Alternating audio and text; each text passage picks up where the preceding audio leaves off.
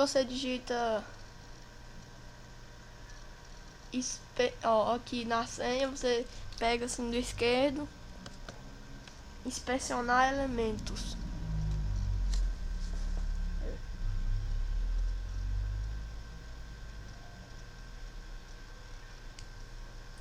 Aqui em password, você clica 2 vezes, apaga, insira text.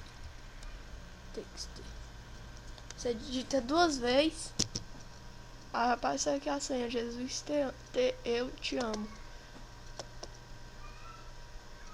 Você vai e digita o e-mail do seu amigo, Lorena.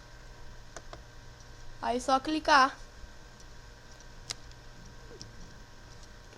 Então tchau, galera. Curte aí, compartilha, inscrito aí.